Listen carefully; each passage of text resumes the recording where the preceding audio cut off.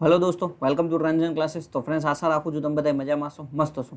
હવે GPSSB એટલે કે ગુજરાત પંચાયત સેવા પસંદગી મંડળની અંદર અત્યારે જે એડિશનલ અસિસ્ટન્ટ એન્જિનિયરની ભરતી આવેલી છે તો એનું ફોર્મ કેવી રીતના ભરવાનું છે એ આપણે આ વિડીયોની અંદર ચર્ચા કરતા જશું। સૌથી પહેલા બેઝિક વસ્તુ જે તમારે ઓજાસ લખવાનું છે, બરાબર। ઓજાસની જે વેબસાઇટ છે એના ઉપર તમારે ફોર્મ ભરવાનું છે, સિમ્પલ ઓજાસ લખવાનું છે, બરાબર। ત્યાર પછી આપણે આવી રીતના તમારે ઓજાસની વેબસાઇટ પહેલા નંબરમાં આવી જશે, બરાબર। અહીંયા તમારે છે ને ડાયરેક્ટ તમારે શું કરવાનું છે તો કે એના ઉપર તમારે ક્લિક કરવાનું છે, બરાબર। ઓજાસ ઉપર તમારે ક્લિક કરવાનું થશે।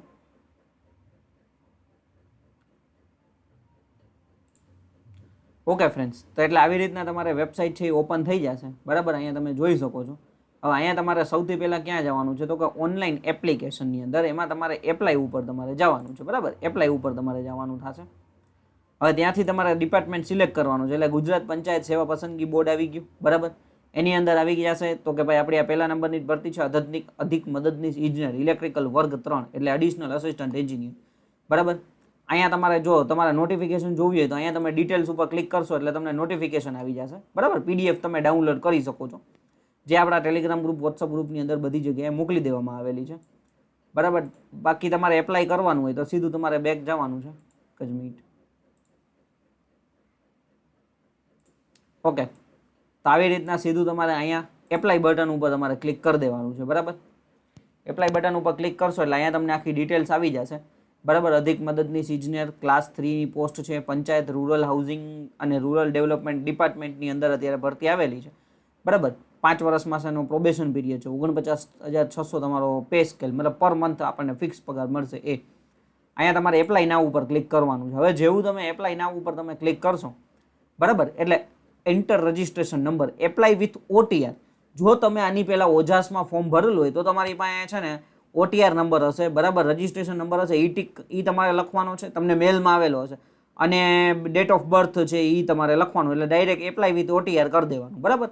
તમને રજિસ્ટ્રેશન નંબર ભૂલાઈ ગયો હોય તો તમે ફોરગેટ રજિસ્ટ્રેશન નંબરમાં જઈને તમે પણ જોઈ શકો છો, બરાબર, એટલે એની કાંઈ ચિંતા નથી, ઓકે। નકર તમારે શું કરવાનું થશે, અહીંયા ન્યૂ રજિસ્ટ્રેશન ઉપર તમારે જવાનું થશે, બરાબર। ન્યૂ રજિસ્ટ્રેશન ઉપર તમે જેવું જાશો એટલે અહીંયા તમને આવી રીતના આ બધું આવશે, એમાં તમારે ડાયરેક્ટ આ અગ્રી કરવાનું થશે, બરાબર। એટલે આ એક વખત ફોર્મ ભરી લીધું તે પછી તમારે શું કરવાનું છે, પછી તમારે કાંઈ ચિંતા નથી કરવાની, આ OTR થી જ તમે ફોર્મ ભરી શકો છો હર વખતે, એટલે બેઝિક ડિટેલ્સ બધી આવી જશે, બરાબર। જે અમુક વધારાની ડિટેલ્સ છે નાખવાની થાય ભરતીને લગતી એ જ તમારે નાખવાની થશે, બાકી બધું બેઝિક અહીંયા તમને મળી જશે। હવે અહીંયા તમે જુઓ મિસ્ટર, બરાબર, મિસિસ, પછી મિસ, ડોક્ટર, જે કાંઈ પણ લાગતું હોય અહીંયા તમારે તમારી સરનેમ લખવાની છે, તમારા પપ્પાનું નામ, તમારું નામ લખવાનું છે, સોરી ફર્સ્ટ નેમની અંદર તમારું નામ લખવાનું છે, ફાધરનું નામ લખવાનું છે, હસબન્ડ હોય તો હસબન્ડનું નામ જે પ્રમાણે હોય, મમ્મીનું નામ લખવાનું છે, મેલ ફિમેલ જે કાંઈ પણ હોય એ પ્રમાણે, બરાબર, તમારે લખવાનું થશે, ઓકે। અહીંયા રીસિલેક્ટમાં પાછું રીસિલેક્ટ મેલ ફિમેલ કરવાનું છે, આપણે અહીંયા મેલ કરી નાખીએ, બરાબર। ત્યાર પછી તમે જુઓ તો કે અહીંયા તમારે તમારી ડેટ ઓફ બર્થ નાખવાની છે, મેરિટલ સ્ટેટસ, મેરિડ અનમેરિડ જે કંઈ પણ હોય, કેટેગરી વાઇઝ જો તમે જનરલમાં આવો છો તો તમારે જનરલ લખવાનું થશે, બરાબર।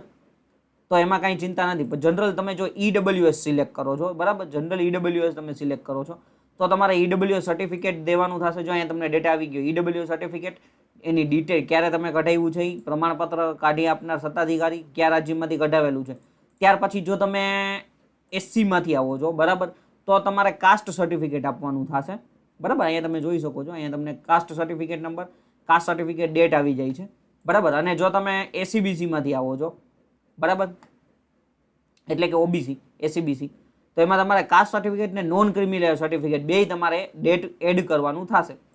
ત્યાર પછી અહીંયા તમારે તમારું એડ્રેસ નાખવાનું છે, બરાબર, પ્રેઝન્ટ એડ્રેસ, તમે કયા સ્ટેટમાંથી, ડિસ્ટ્રિક્ટ, તાલુકો, પિનકોડ, મોબાઈલ નંબર તમારે નાખવાનો છે, બરાબર।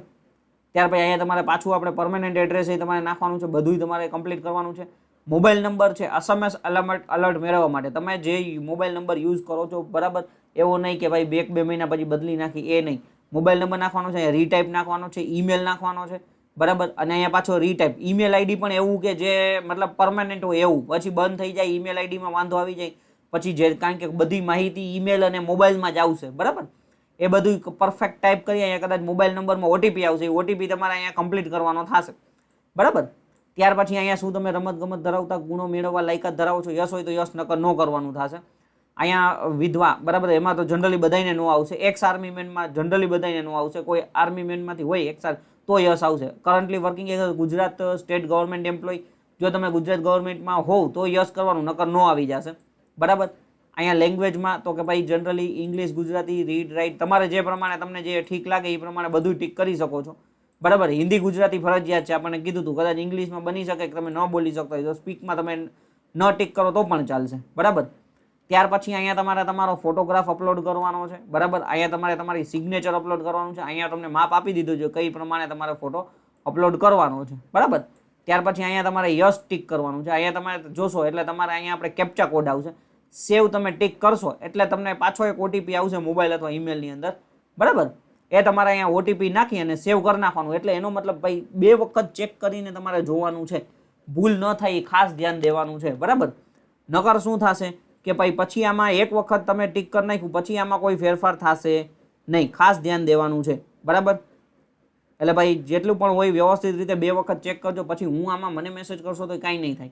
આટલું તમારે કરવાનું છે સેવ કરીને. બરાબર. પછી આગળની પ્રોસેસ આપણે જોઈએ. ઓકે ફ્રેન્ડ્સ, તો હવે જેવું તમે આગળ તમે બધું સેવ કર્યું, બરાબર, એટલે તમને છે ને રજિસ્ટ્રેશન નંબર આવી જશે. બરાબર. ઓલમોસ્ટ 8 આંકડાનો તમને રજિસ્ટ્રેશન નંબર તમારા મેલમાં, મેસેજમાં તમને આવી ગયો હશે. આમાંય તમને બતાવ્યો હશે. એ તમારે કોપી કરીને તમારે પાછું શું કરવાનું હતું તો કે ભાઈ પાછું તમારે એપ્લાયમાં જઈ અને એપ્લાય વિથ OTR કરવાનું થતું હતું. બરાબર. એટલે આગળ તમે જે કાંઈ પણ ડિટેલ્સ ભરી હતી ને એ બધી સેમ ડિટેલ્સ આવી જશે. હવે અહીંયા તમારે છે ને એજ્યુકેશનલ ક્વોલિફિકેશન નાખવાની છે. એમાં તમારે અહીંયા તમારે લખવાનું છે ડિપ્લોમા ઇલેક્ટ્રિકલ એન્જિનિયરિંગ. પર્સન્ટેજ તમારા જે થતા હોય એ તમારે લખવાના છે. બરાબર. જે તમારે પર્સન્ટેજ આવતા હોય, 73 હોય તો 73, 72, 75. ક્લાસ તમારે અહીંયા જો 70 ની માથે હોય તો ડિસ્ટિંક્શન લખી શકો છો. જો institute name and exam body તો અહીંયા તમે ગુજરાત ટેકનોલોજીકલ યુનિવર્સિટી પણ લખી શકો છો.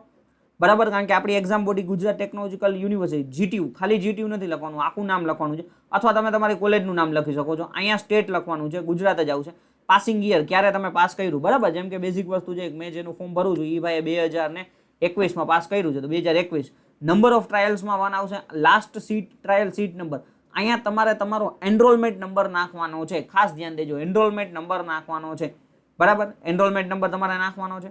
ત્યાર પછી ત્યાં તમારે અહીંયા યસ ટીક કરવાનું છે. બરાબર. અને જેવું તમે યસ કરશો એટલે અહીંયા તમારે સેવ કરી દેવાનું થશે. બરાબર. આગળની પ્રોસેસ હું કહું છું. સેવ કરશો એટલે ઓલમોસ્ટ બધું કમ્પ્લીટ થઈ જશે. ડન. ઓકે ફ્રેન્ડ્સ, હવે જેવું તમે ફાઇનલમાં સેવ કરશો, બરાબર, એટલે તમને અહીંયા આવી રીતના તમને દેખાશે.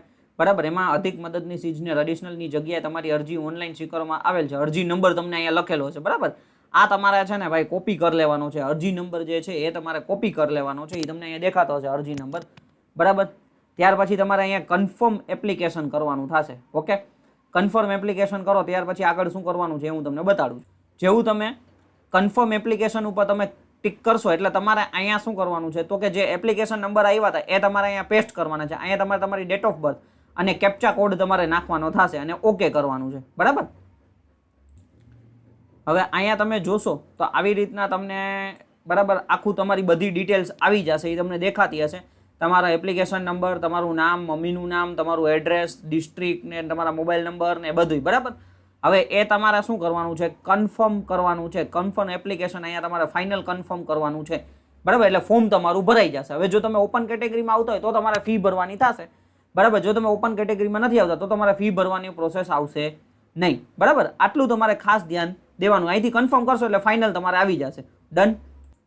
હવે જેવું તમે કન્ફર્મ કરશો એટલે આવી રીતના તમારું નામ તમને આવી જશે. બરાબર. કદાચ મેં બ્લર કરેલું હશે એટલે, અને અહીંયા તમને નહીં દેખાતું હોય, બાકી તમારું નામ આવી જશે. તમારો કન્ફર્મેશન નંબર તમને અહીંયા રેડ કલરથી દેખાતો હશે. બરાબર. કન્ફર્મ અને મેસેજ તમને આવી જશે. બરાબર. ડન અહીંયા સુધી. ત્યાર પછી તમારે શું કરવાનું છે, તમારો કન્ફર્મેશન નંબર સુરક્ષિત જગ્યાએ નોંધી લ્યો. અહીંયા પ્રિન્ટ એપ્લિકેશન છે તો તમે ફોર્મ છે એ પ્રિન્ટ કરી શકો છો. બરાબર. ફોર્મ એટલે તમારે પ્રિન્ટ કરો અથવા ડાઉનલોડ છે એ PDF કરી શકો છો. આટલું તમારે ખાસ કરવાનું છે. બરાબર. એટલે આટલું તમારે નોંધી અને કરવાનું છે. અને જે લોકોને ફી ભરવાની આવે, બરાબર, તો આ જો કન્ફર્મેશન નંબર છે એ તમારે કોપી કરી લેવાનો છે. બરાબર. એટલે અહીંયા ફીનો જે ઓપ્શન છે એના ઉપર જવાનું છે. Online post. બરાબર. ઓનલાઈન તો ઉપર તે પહેલા નંબર ઉપર તમારે ક્લિક કરવાનું થશે. જેવું તમે ક્લિક કરો અહીંથી તમે આવી રીતના તમે જો અહીંયા તમને આવી જશે. બરાબર. GPSSB અધિક મદદનીશ ઇજનેર. પછી અહીંયા તમારે તમારો કન્ફર્મેશન નંબર છે એ નાખવાનો છે. ડેટ ઓફ બર્થ નાખવાની છે. કેપ્ચા કોડ નાખવાનો છે. બરાબર. અને ત્યાર પછી અહીંયા તમારે ઓનલાઈન પેમેન્ટ ફીસ ઉપર ક્લિક કરી અને તમારે તમારા 100 રૂપિયા જે છે એ ભરી દેવાના થશે ઓનલાઈન, બરાબર. આવી રીતના તમારે ફોર્મ ભરવાનું છે, કાંઈ અઘરું નથી, એકદમ ઇઝી છે. આરામથી શાંતિથી તમારે તમારું ફોર્મ ભરવાનું છે, બરાબર. બાકી કંઈ પણ ક્વેશ્ચન હોય તમે કમેન્ટ કરી શકો છો, પર્સનલમાં મને મેસેજ કરી શકો છો. Thank you friends.